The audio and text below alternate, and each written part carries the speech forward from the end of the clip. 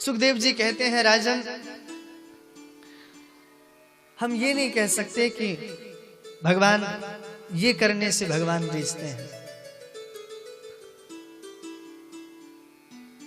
विदुर जी जिनके पास में कुछ नहीं है, सो भगवान वहां पहुंचे। सबरी जी ने 10,000 साल तक इंतजार किया और वहां पर भगवान पहुंचे, और वहां पर पहुंचकर भगवान ने दर्शन दिया। भक्ति का पहला ही सूत्र है, आपके जीवन में दृढ़ता होना चाहिए। दूसरा सूत्र है, आपके जीवन में श्रद्धा होनी चाहिए। और तीसरा सूत्र है, आपके जीवन में विश्वास होना चाहिए। अगर आपके जीवन में दृढ़ता नहीं है तो आज इन देवताओं की पूजा की, कल उन देवताओं की पूजा करेंगे। इसलिए गोस्वामी जी ने बड़ा प्यारा भाव लिखा है, भवानी शंकरो वंदे श्रद्धा विश्वास रूपेण। इन दोनों का होना बहुत जरूरी है। और भक्तमाल में श्री नाभा जी ने लिखा है कि भक्ति तरु पौधतहि विघ्न डर छेरी हूँ को, वारि दे विचार वारि सींचो सत संग सो। भक्ति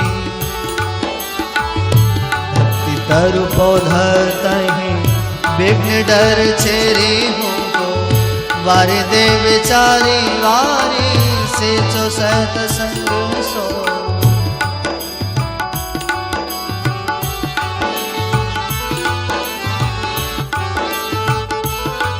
भक्ति का स्वरूप, भक्ति तरु पौधा ताही विघ्न डर छेरी हूँ को, वारी दे विचार वारी सींचो सत्संग सो।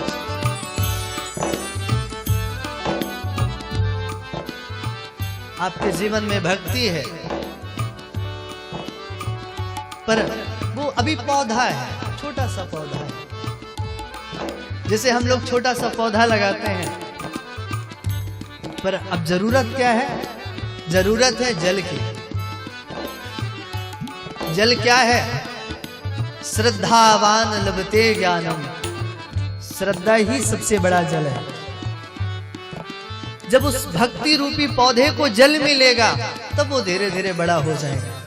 पर केवल जल बस जरूरी नहीं है, उसके साथ में वारी दे विचार वारी सींचो सत्संग। अगर आपने पौधे के चारों तरफ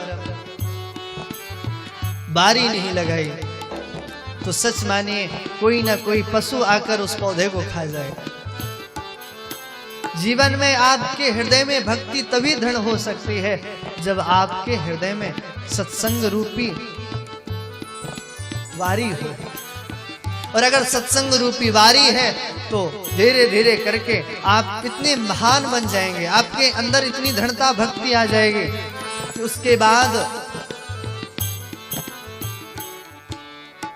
चाहे वो कलयुग हो, चाहे वो पाप हो, चाह कर भी आपका कुछ बिगाड़ नहीं सकते।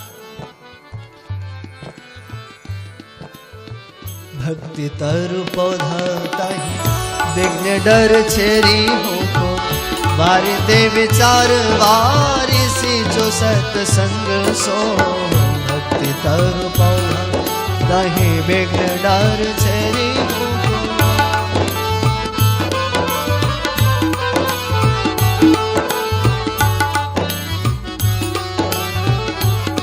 सत्संग, और जब ये दोनों चीजें होंगी तो हमारे जीवन में भक्ति का उद्गम होगा। और भक्ति आएगी तो मेरे राधा रमण से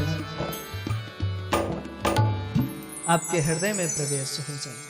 भाव से बोलिए श्री राधे श्री राधे। इसीलिए तो कुंती मैया कहती भगवान से कि माया जवनिका छन्न मग्यद्यो छजमा नालच्छ से मोह दृशा नटो नाट धरो यथा। हे प्यारे, मैं जानती हूं कि आपकी माया है, आप ये सब माया के द्वारा करते हैं। पर प्रेमी भक्त जो है ना, भगवान भले ही अपने आप को कितना ही छुपाए, प्रेमी भक्त जान लेता है, भगवान की हर लीला को समझता है। और उसी प्रकार विदुर जी ने भी भगवान की लीला को समझा है। विदुर जी के पास में भगवान आए। विदुर जी तो नहीं है, पर विदुरानी ने केले के छिलके खिलाए। दुर्योधन ने भेजा कि जाकर देखो, मेरे यहाँ 56 भोग नहीं पाए, तो विदुर जी के यहाँ ऐसा क्या है जो वहां पर गए हैं। 2 सैनिक पहुंचे, विदुर जी की कुटी के बाहर खड़े हो गए, और जैसी विदुरानी जी ने केले का छिलका खिलाना प्रारंभ किया, गूदा बाहर फेंकने लगे। जैसे कुटी के बाहर गूदा आया केले का, सैनिक उसको उठाकर दुर्योधन के पास में ले गए। दुर्योधन बोला, ये क्या है? सैनिक बोले, आप कह रहे थे कि विदुर के पास में तो कुछ नहीं है, पर उसके पास में तो इतना है कि बाहर ही फेंका जा रहा है। उसके पास में तो इतना सारा है कि जो खाना चाहिए वही फेंका जा रहा है बाहर। और हमने पूज्य अपने गुरुदेव से सुना है कि जब विदुर जी पहुंचे हैं और विदुर जी ने कहा है कि विदुरानी को तो आपने सब कुछ दे दिया, अपनी काकी को तो सब कुछ दे दिया, पर मुझे क्या मिला? सच मानी। भगवान ने कहा, हे, रिश्ते में तो काका है। भगवान ने कहा, आप बैठ जाइए, और मैंने अपनी काकी के हाथ से मैंने केले के छिलके खाए हैं, अब मैंने भोजन कर लिया है, तो अब मुझे निद्रा आ रही है, इसीलिए अब मैं आपकी गोदी में सोना चाहता हूं। और भगवान ने विदुर जी की गोदी में सो गए। कितना प्यारा भाव है। उस दृश्य का हम अगर दर्शन करें, जिसकी कोख में, जिसकी गोद में पूरा ब्रह्मांड रहता है, आज वो विदुर जी की गोद में सो रहे हैं।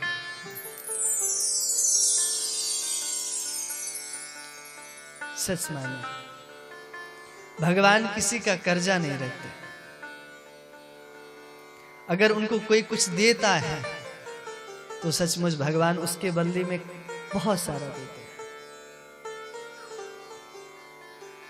और ये इससे प्यारा भाव नहीं हो सकता कि सब कुछ दुनिया ने जिसको ठुकरा दिया, उसकी गोद में आज मेरे राधा रमण जी सो रहे हैं। दाता इकराम भिखारी सारी दुनिया, जिससे जो मांगने जाता है वो देता है। आज वो स्वयं उसके घर में मांगने पहुंचा है, जिसके घर में कुछ नहीं है।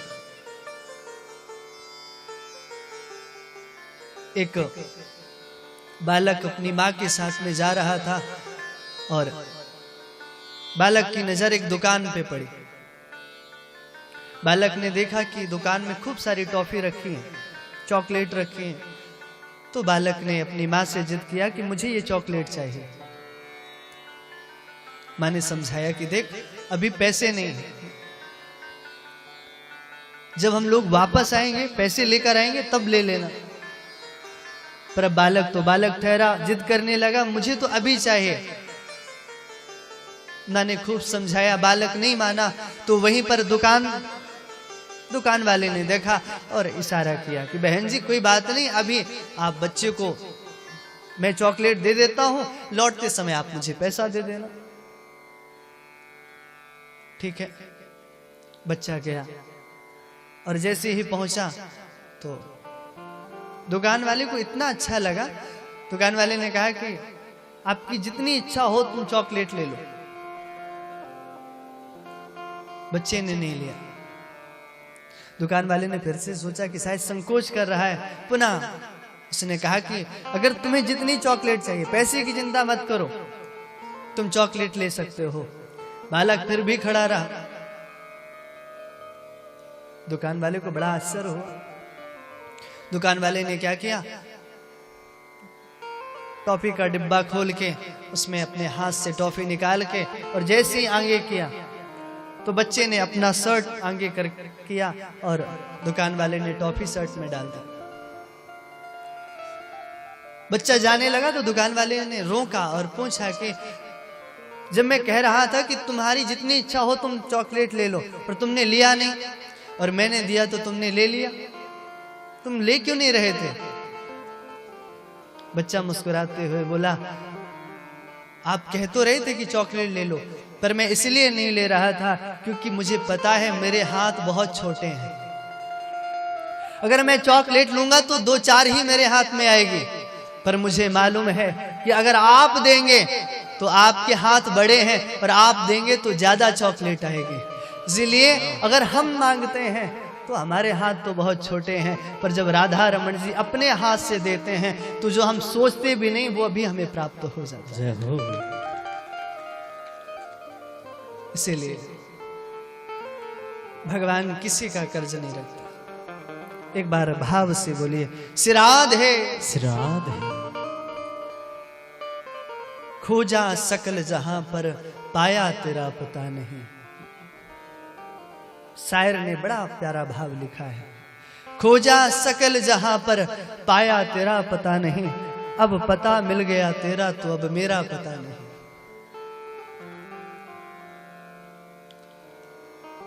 बड़ा प्यारा भाव है विदुर जी का। हम सब यहीं पर प्रणाम करते हैं इस प्रसंग को। इच्छा तो बहुत हो रही है कि इसको और विस्तार करें, पर आप यहीं प्रणाम करते हैं। आगे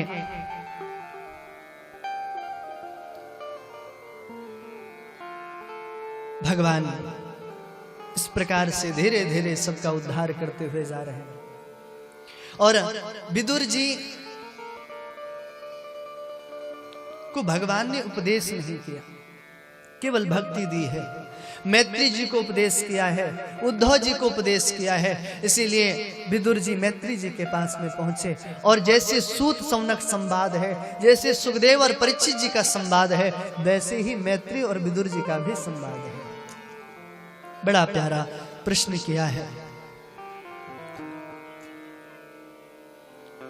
हम में और भगवान में क्या अंतर है? वेदांत ने तो बड़ा विस्तार किया है अहम ब्रह्मास्मि, पर गोस्वामी जी ने इसको बहुत सरल रूप में लिखा है। आप भी मेरे साथ में गाइए। ईश्वर अंश जीव अविनाशी, चेतन अमल सहज सुख राशि। ईश्वर अंश जीव अविनाशी,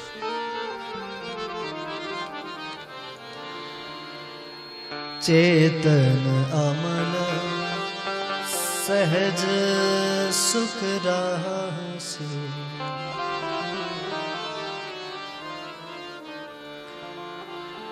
ईश्वर के जो हम अंश हैं, बहुत सरल रूप में समझाया है। इसीलिए तो आज के समय में अगर किसी ग्रंथ का बहुत विस्तार है तो वो है रामचरितमानस का।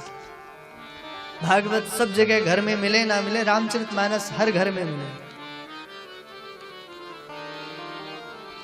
और एक बड़ा प्यारा भाव है,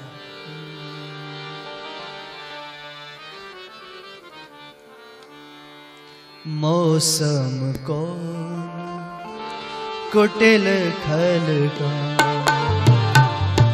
मौसम कौन कुटिल खल का, मौसम कौन कुटिल खल का, मौसम कौन कुटिल खल का। जिन तन दियो ताहि बिसरायो, जिन तन दियो ताहि बिसरायो, जिन तन दियो, जिन तन दियो, जिन तन दियो ताहि बिसरायो, जिन तन दियो ताहि बिसरायो। ऐशो अधम हरामी, ऐसो अधम हरामी, मौसम कौन कुटिल खल का।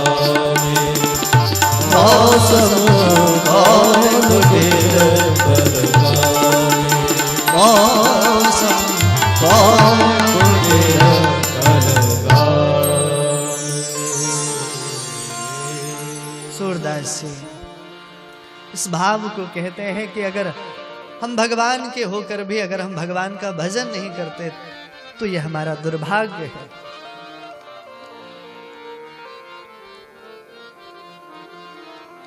सृष्टि का वर्णन हुआ। ब्रह्मा जी के अंग से मनु शत्रुपा, ब्रह्मा जी की छाया से श्री करदम जी, और इस प्रकार से ब्रह्मा जी की भ्रगुटी से रुद्र जी का अवतार हुआ। सृष्टि धीरे धीरे बढ़ने लगी। ब्रह्मा जी के 10 पुत्र हुए, जिनमें 10वें नारद जी हैं, और इन 9 पुत्रों की अहम भूमिका है सृष्टि निर्माण में। मनु शत्रुपा से ब्रह्मा जी ने कहा सृष्टि की रचना करो।